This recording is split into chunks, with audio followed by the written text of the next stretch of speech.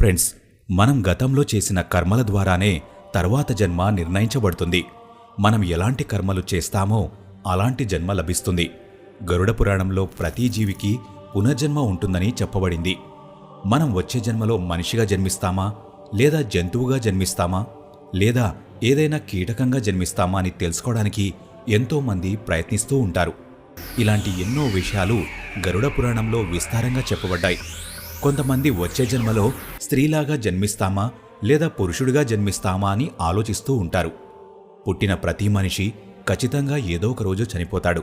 చనిపోయిన తర్వాత వాళ్ళు ఏ యోనిలో జన్మిస్తారో మన గ్రంథాలలో ముందుగానే చెప్పారు. మన హిందూ గ్రంథాలలో గరుడ పురాణం ఒకటి. ఇందులో చావు, పూర్వజన్మ, పునర్జన్మ గురించి చాలా విస్తారంగా చెప్పబడింది. వీటిలో ఉన్న విషయాలను పాటిస్తే మనిషి తన జీవితాన్ని ఆనందంగా గడుపుతాడు. గరుడ పురాణంలో ఈ విషయాలు శ్రీకృష్ణుడు గరుత్మంతుడికి వివరించాడు. భగవంతుడి దృష్టిలో మంచి పనులు ఏవైతే ఉంటాయో వాటిని పుణ్యకార్యాలుగా భావిస్తారు. అలానే చెడ్డ పనులు ఏవైతే ఉంటాయో వాటిని పాపాలుగా భావిస్తారు. మనుషులు చేసిన పాపాలను బట్టే వాళ్లకి శిక్షను విధిస్తారు. మంచి పనులు చేసిన వాళ్ళు స్వర్గానికి వెళ్తారు, చెడ్డ పనులు చేసిన వాళ్ళు నరకానికి వెళ్తారు. మనిషి దాదాపుగా అన్ని యోనులలో జన్మిస్తాడు. గాడిద, కుక్క, పిల్లి, పాము, కోతి, తొండ, ఆవు, తాబేలు లాంటి ఎన్నో యోనులలో జన్మిస్తాడు. అసలు నిజంగానే ప్రతి ఒక్కరికి పునర్జన్మ ఉంటుందా? ఫ్రెండ్స్, కొన్నిసార్లు పిల్లలు పుట్టుకతోనే నపుంసకులుగా జన్మిస్తారు, లేదా వాళ్లకి పుట్టినప్పటినుంచి ఏదో ఒక వ్యాధి ఉంటుంది. కొంతమంది వికలాంగులుగా జన్మిస్తారు. ఇలాంటివి జరగడం వెనుక సైంటిఫిక్ రీజన్స్ చాలానే ఉంటాయి. కానీ పురాణాల ప్రకారం ఉన్న కారణాలు వేరు. పాండవులు వాళ్ళు చేసిన కర్మలను బట్టే వాళ్ళు వేరువేరు ఇళ్లలో జన్మించారు.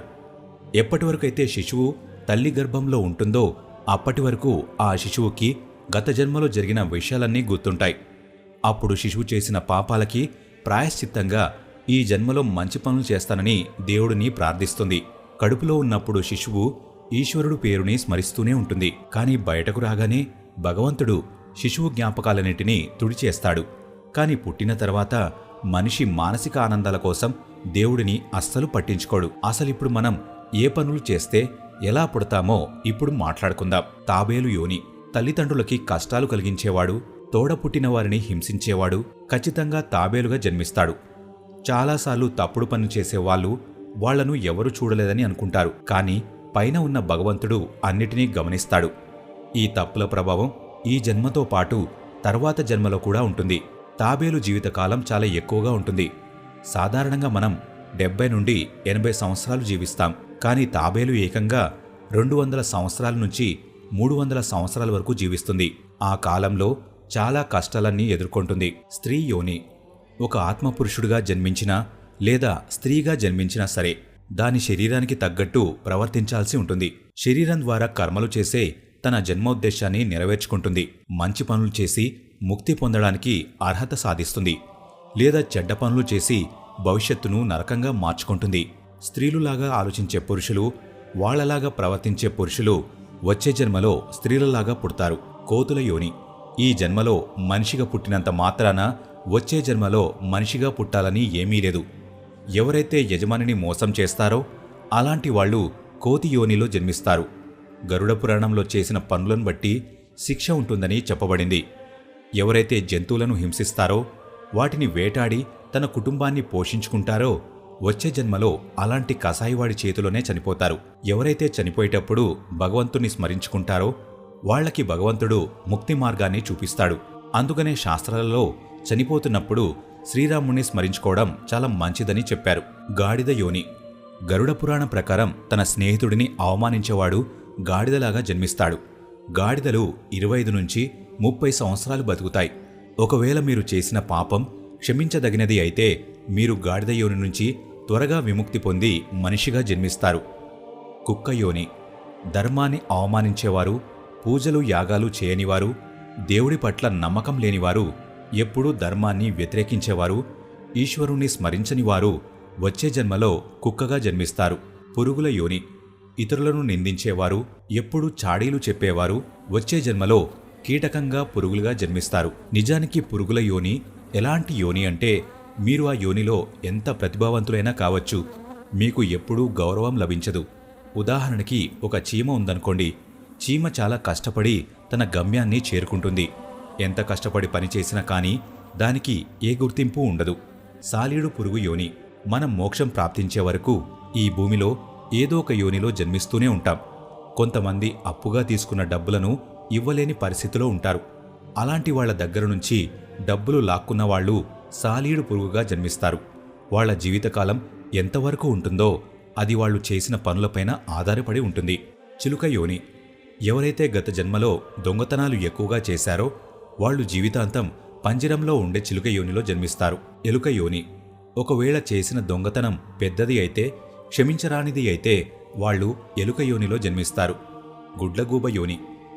తమ తెలివితేటలతో అమాయకులను మోసం చేసేవారు, వాళ్లని అవమానించేవారు చనిపోయిన తర్వాత నరకానికి వెళ్తారు. నరకంలో శిక్షలనుభవించి గుడ్లగూబ యోనిలో జన్మిస్తారు. పరాయి స్త్రీలతో అక్రమ సంబంధం పెట్టుకున్న వాళ్లు కూడా నరకానికి వెళ్లాల్సి ఉంటుంది. ఇలాంటి పురుషులకు నరకంలో ఎన్నో శిక్షలు అనుభవించాల్సి ఉంటుంది. ఆ తర్వాత వాళ్లు వేరువేరు యోనులో చాలాసార్లు జన్మిస్తారు. అన్నిటికంటే ముందు తోడేలు యోనిలో జన్మిస్తాడు. ఆ తర్వాత జన్మలో కుక్కగా జన్మిస్తాడు. ఆ మరుసటి జన్మలో నక్కగా జన్మిస్తాడు.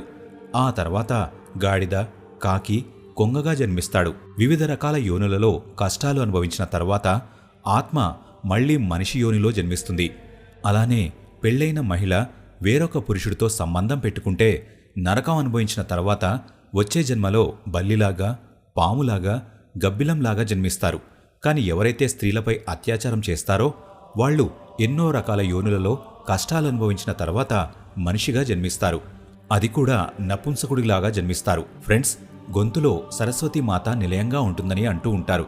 మాటల్లో మాధుర్యం లేని వాళ్ళు, ప్రతి విషయానికి గొడవపడేవాళ్ళు, అనవసరమైన విషయాలు కూడా ఎక్కువగా కోపగించుకునేవాళ్లు పునర్జన్మలో మేకగా జన్మిస్తారు. మేకగా జన్మించినప్పుడు వాళ్ల గొంతుని కోసేస్తారు.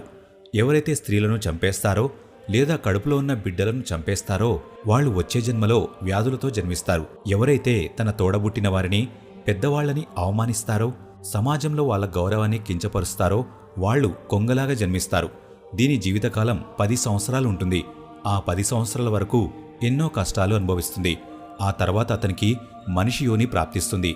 ఎవరైతే భగవంతుడిపైన నమ్మకం ఉంచుతారో, భగవంతుడిని పూజిస్తారో, అలానే జంతువులను ప్రేమిస్తారో, తల్లిదండ్రులను గౌరవిస్తారో, గురువు చూపించిన మార్గంలో నడుస్తారో వాళ్ల ఆత్మ స్వర్గంలోకి వెళ్తుంది.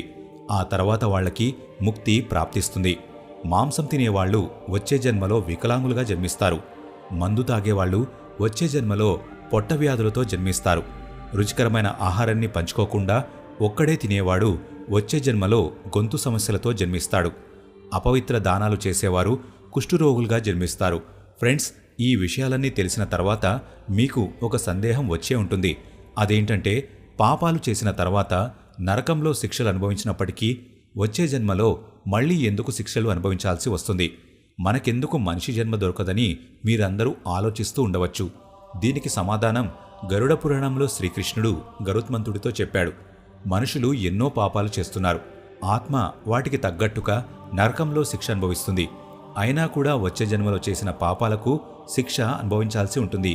దీన్నే కర్మఫల సిద్ధాంతం అంటారు. చేసిన పాపం పెద్దదైతే దానికి శిక్ష కూడా చాలా పెద్దగా ఉంటుంది, ఎక్కువ కాలం వరకు ఉంటుంది. ఒకవేళ పాపం క్షమించదగినది అయితే శిక్ష కూడా తక్కువగా ఉంటుంది. ఈరోజు మనుషులు ఎన్నో పాపాలు చేస్తున్నారు.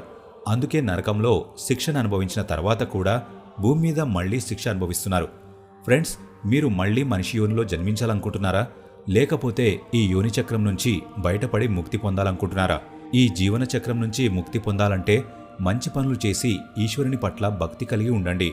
ప్రస్తుతం మీరు మనిషిగా జన్మించారు, కానీ దీనికంటే ముందు మీరు ఏ జంతువుగా జన్మించారో తెలుసుకోవాలంటే మీరు కళ్ళు మూసుకొని కూర్చొని పడుకునే ముందు ఏం చేస్తున్నారో గుర్తు చేసుకుని, దాని ముందు ఏం చేస్తారో గుర్తు చేసుకుని, అలా గుర్తు చేసుకుంటూ రివర్స్ ఆర్డర్లో ఉదయం నిద్రలేచిన తర్వాత ఏం జరిగిందో గుర్తు చేసుకోండి. ఇలా చేస్తూ ఉంటే మీకు ఏదో ఒక రోజు పూర్వజన్మ జ్ఞాపకాలు గుర్తుకొస్తాయి. దీనివల్ల మీ జ్ఞాపకశక్తి పెరిగి మీ పూర్వజన్మ నైపుణ్యాలు, అనుభవాలు కూడా గుర్తుకు వస్తాయి. ఈ పని అయితే చాలా కష్టమైనది, కానీ ఖచ్చితంగా శ్రద్ధతో, ధ్యానంతో చేస్తే ఇందులో మీరు విజయం సాధిస్తారు. వేర్వేరు మతాల వారు వేర్వేరు పద్ధతుల ద్వారా వాళ్ల గత జన్మ గురించి తెలుసుకోవడానికి ప్రయత్నిస్తూ ఉంటారు. ఫ్రెండ్స్, మంచి పనులు చేస్తే మీకు త్వరగా ముక్తి లభిస్తుంది. లేదంటే ఈ భూమి మీద యోనులలో పుడుతూనే ఉంటారు. అందుకనే మనం కూడా మంచి పనులు మాత్రమే చేయాలి. మనుషులు ఏ యోనులలో పుడతారో తెలుసుకున్న తర్వాత మీకేమనిపిస్తుంది? నాకు కామెంట్ బాక్స్లో ఖచ్చితంగా చెప్పండి. ఈ వీడియో ఇంతే ఫ్రెండ్స్. ఈ వీడియో మీకు నచ్చినట్లయితే లైక్ చేయండి. ఇలాంటి మరెన్నో వీడియోస్ కోసం ఇప్పుడే మన ఛానల్ని సబ్స్క్రైబ్ చేసుకోండి.